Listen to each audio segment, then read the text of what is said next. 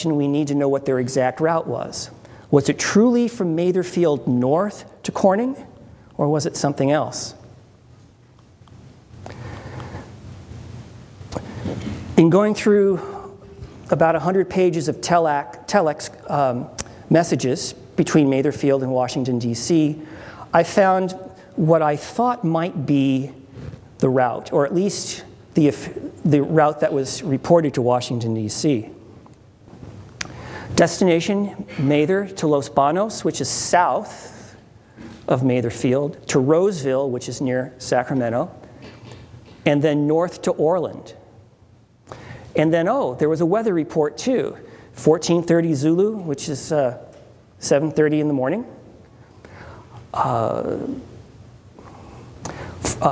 2 to 4,000 feet ceiling from Mather to Stockton, which is south, and 5,000, 7,000 feet from Stockton south. Visibility 3 to 4 miles at Stockton, unlimited the rest of the route. Then north of Sacramento at Red Bluff, there was broken clouds with occasional light rain. So it wasn't particularly a wonderful sunny day to fly, but it wasn't particularly bad weather. So my supposition was it couldn't have been very bad weather the morning they were flying, so we could zero out that as a reason for them crashing and being off course. And here's their route: Mather to Los Banos, up to Roseville, to Orland and back. But that still didn't explain why they were found here. Did they drift off course from Los Banos to here? Now, they were found at 12,500 feet. The Beech 18 is a nice airplane, but it's not particularly one that you're going to fly at high elevations for very long, because it burns a lot of gas, doesn't have a whole lot of power, which meant that if they were flying at that elevation, they must have known they were in the mountains. If they knew they were in the mountains and they were supposed to be down here in the valley, then they would know that they shouldn't have been in the mountains. Why didn't they turn around? This route didn't make any sense to me. And I think I figured out what happened, but I'm not going to tell you. Because if I told you, you wouldn't want to read the book, right? There's got to be a little mystery in it for everybody. But I do want to tell you something about the 4 boys who were on board the aircraft. And I call them boys for one reason. They were all in their early 20s, and today we would call them young men. But in the 1940s, when you were in your early 20s, they called them boys. And so I call them boys too. William Gamber, John Mortensen, Glenn Munn, and Leo Mustonen. They all had enlisted, and I'm pretty sure they enlisted because, like all boys of their era, they had grown up on movies and books about the excitement of flying. Particularly, there were a lot of popular movies came out of the World War I era describing flying in Europe. Bill Gamber, can you tell that Gamber's father was the town barber?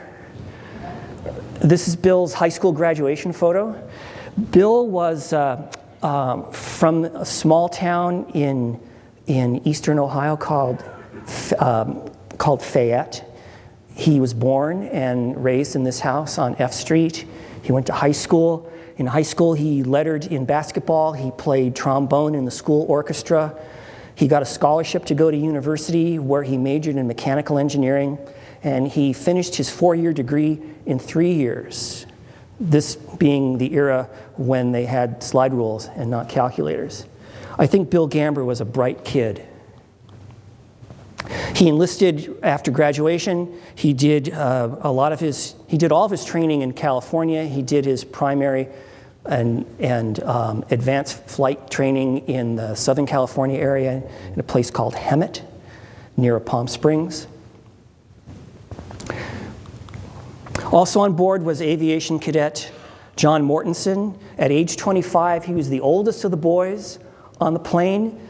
Mortensen was from Moscow, Idaho. He came from a family of farmers who had come from Sweden. John and his two older sisters were the first-generation Americans. Also on board was Glenn Munn. His family was also from Sweden. They lived in a small town in Ohio called Coleraine, which is in eastern Ohio. And Coleraine is the proverbial wide spot in the road. It was a wide spot in the road back in the 1930s and 40s, and it continues to be a wide spot in the road. When I went to Glenn's funeral and met his family, it's a wide spot in the road. There is no town there, or as Gertrude Stein said, there is no there. These are Glenn's sisters at his funeral. Glenn was known as the Blonde Bomber. He got that nickname from all the girls in town. He was a very popular guy. He's pretty good looking, 6'5", blonde hair. I always figured if they made a movie about Glenn Munn's life at that time, they would have had Van Johnson starring as Glenn. They called him the Blonde Bomber because he was just so drop-dead gorgeous, is what his sisters told me. Glenn also enlisted before the war. He did his training in Santa Ana, California, at the Santa Ana Army Air Force's base. On his off days, he and his buddies would go down to Corona Beach and hang out in the sun. And he's obviously out of uniform. Glenn was dating a local girl named Marilyn Dick. It's photos of Marilyn. And the fourth boy on board the aircraft was Leo Mustonen. And here's Leo posing with his father and mother. Leo had been married, Leo's dad had been married once before he married Anna and had a son from his first marriage. But Leo was Anna's only child. Leo came home on leave in early 1942, and when I first saw this photo, I was thinking, his dad's awful old to be in the armed forces. So I contacted Leo's nieces from his half-brother, and they said, oh, no, he wasn't in the military. He just wanted to demonstrate to his son how fit he was, that he could still fit into his son's uniform.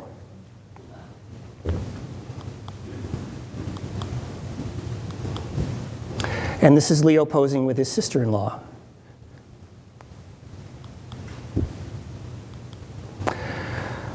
So, some last thoughts.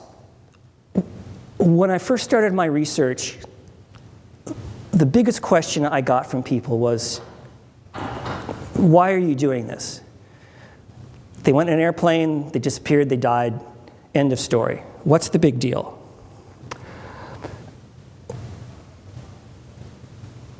I think the big deal is because so many of our service personnel died during World War II, and they died here in the United States. And we don't know much about their story. Little is known and even less is told about it. So some statistics for you. According to the Department of Defense, 16.1 million US soldiers served during World War II. Of these, 671,846 were wounded. There were 405,399 casualties. Of those casualties, 291,557 were killed in action.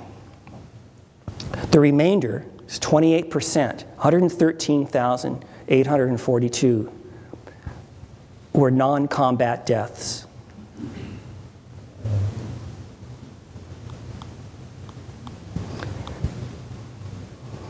In fact, that number is so high that one of my sources actually said there weren't two fronts during World War II, there were three fronts.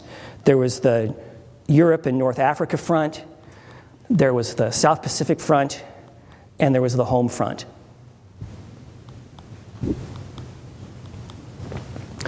The Army Air Forces lost approximately 4,500 aircraft shot down by the Japanese in the South Pacific.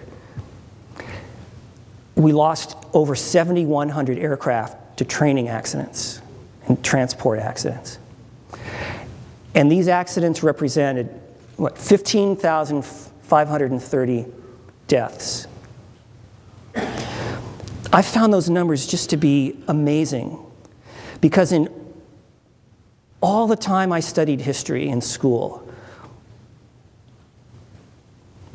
you study the big battles, you study the big politicians and the policy decisions, you hear the stories about the generals, and you never hear anything about what was going on here domestically during the war when it came to our armed forces. And you certainly don't ever see any information on the depth of commitment and the losses suffered by our personnel domestically. And these are the reasons I began to realize that this was a story that needed to be told. Because these were just 4 of the boys who never made it over there, as they said in World War I. Bill Gamber came from a small town. After his death, the town kind of shriveled up and died, because Bill Gamber was the kind of kid that everybody in town knew was going to go places. The brightest kid in town, good-looking, popular, smart. They never got over it. It wasn't just his family. They just never got over losing him.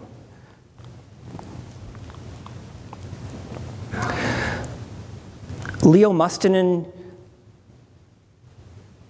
he has only 2 surviving relatives.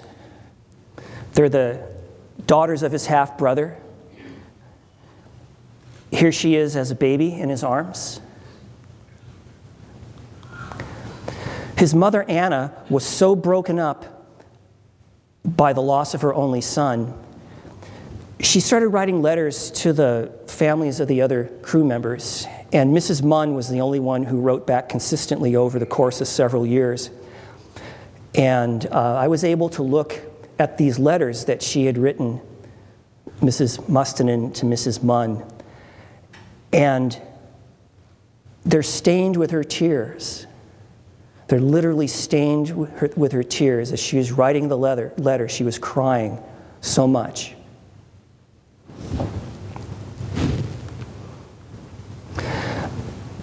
Glenn Munn's mother also never got over the loss of her son. In fact, she promised her family and her friends that she would never cut her hair until Glenn was found. She lived to be 101, and her hair was all the way down to here.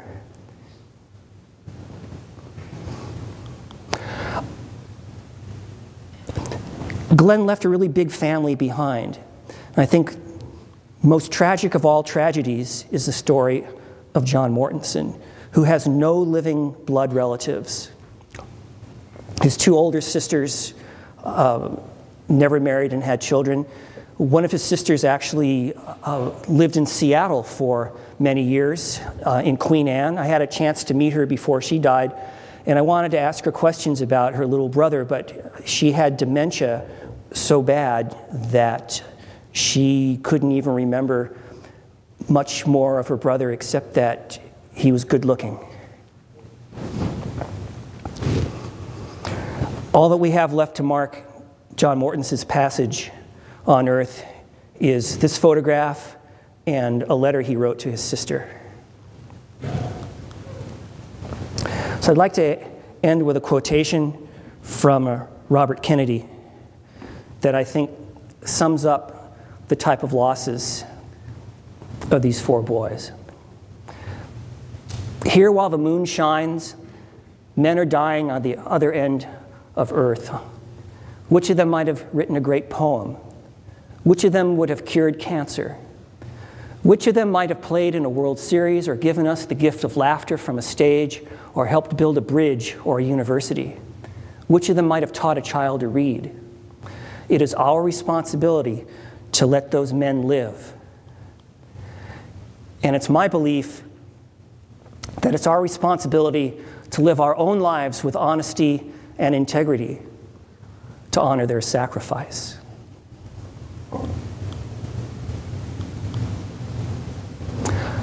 So in closing, I wanted to once again thank the Museum of Flight for hosting my presentation today. If any of you are interested, my website, www.finalflightthebook.com. I've got photographs, more and more photographs, 3 years of blog entries documenting my research, a lot more information than I was ever able to put in Final Flight. And I encourage you, if you're interested, to check that out. Thank you very much.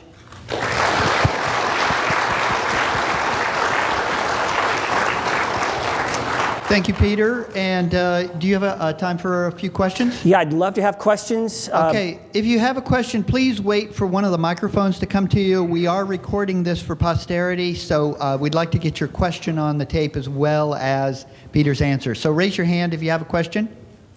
I've got one right here. Peter, how deep is the glacial ice in both of those glaciers? How deep is it? How deep? Yeah, because it looks like it's just a mountainous. At the, it's impossible to know how deep it is without going out there and digging a hole. But there's a fellow at the University of, what's the big university in Portland? The big university in Portland, who studied the Mendel Glacier, and he estimates at its thickest point, which would be at the very head of the glacier, it's between 40 and 80 meters thick. At the foot of the glacier, it's probably about 20 or 30 meters thick, and then it's actually thinner in the middle, and it could be 10 meters